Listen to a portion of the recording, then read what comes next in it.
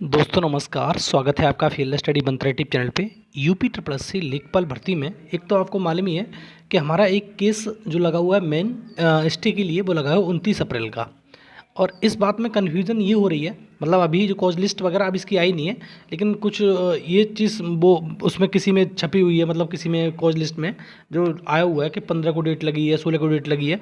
इस प्रकार की कोई डेट नहीं लगी है। आपकी जितने भी एसएलपी हैं, ये कन्फ्यूज़न आपका दूर हो जाना चाहिए। जितनी भी एसएलपी लगी हैं अभी, सोलर वाली और एक एसएलपी आ गई NH2 वाली, 2 एसएलपी।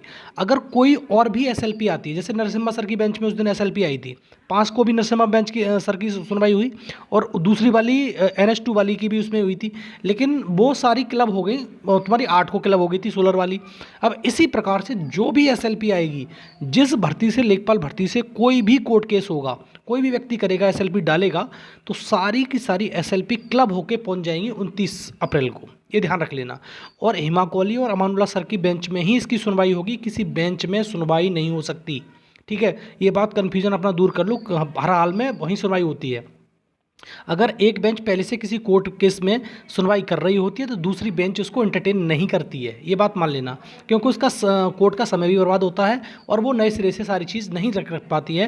क्योंकि कोई अगर बेंच पहले से सुन रही है तो वो सुनती रहेगी इस चीज़ को। जैसे आपको बस मैंने उदाहरण दिया था कि अनिरुद्ध बोस की बेंच में जो बीएड वर्सेस बीटीसी वाला केस था, किसी दूसरी बेंच में पहुंच गया, फिर उन्होंने उसी को ट्रांसफर कर दिया था सारा का सारा। तो ऐसा होता ही है कि जब पहले ही कोई इसमें सारे तथ्य लेके बैठा पड़ा है और पहले से उसको कोर्ट केस को देख रहा है, तो वही बेंच उसके लिए उत्तरदायी होती है। ठीक है, अकाउंटेबिलिटी उसी बेंच, उसकी बेंच की होती है।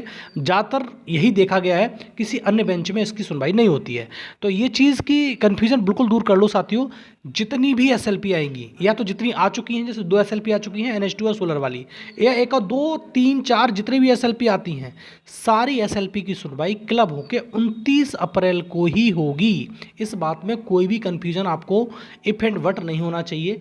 और जैसे भी डेट आएगी मैं बता दूंगा। जैसे अभी दिखा नहीं रहा है इस पर, जैसे मैं आपको दिखाऊं स्टेटस इस वाले केस का, NH2 वाले का।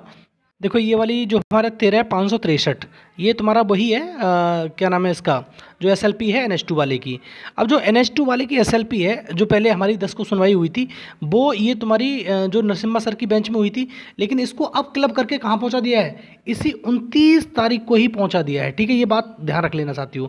और एक चीज़ और ध्यान रखो, देखो यहाँ से एक चीज़ दिख रही होगी, स्टेटस जो दिखा रहा है वो पेंडिंग दिखा रहा है। अभी इसकी कॉज लिस्ट नहीं है। कॉज लिस्ट उसी टाइम पे आती है, 4-5 दिन पहले आ जाती है, बहुत ज़्यादा, हद से ज़्यादा उससे पहले नहीं आएगी। तो इस बात की कन्फ्यूजन आपको नहीं होनी चाहिए दोस्तों। ये सारी की सारी एसएलपी सुनी जाएंगी आपकी 29 तारीख को। ठीक है, और थोड़ा सा पॉजिटिव रहिए, कोई दिक्कत नहीं है। SGI सर आ जाएँ तो काम बन जाएगा, नहीं आएंगे तो फिर भैया कुछ भी कर लो, कुछ नहीं होने वाला है, क्योंकि आयोग नहीं जा रहा है तुम्हारा और किसी मतलब वकील के साथ में। ठीक है दोस्तों, तो आप इस बात को कन्फ्यूजन बिल्कुल दूर हो जाना चाहिए कि एसएलपी की सुनवाई आपकी सारी जितनी एसएलपी आएंगी 29 तारीख को ही होगी, और वही सेम उस पर ही होगी। जैसे इस बार 57 पे नंबर लगा था हमारा स्टे वाला, और 63 पे लगा था वो वाला तुम्हारा एसएलपी वाला सोलर वाली को, लेकिन वो 57 पे ही नंबर सुनवाई हो गई थी। किसी भी नंबर पर लगी रहे, उसी पे सुनवाई होनी है आपकी। ठीक है दोस्तों, क्लब होकर वहीं पर जाती हैं। तो इस बात की कन्फ्यूजन आपको नहीं रहनी चाहिए। ये छोटी सी इन्फॉर्मेशन थी जो मैंने आपको बता दी। धन्यवाद।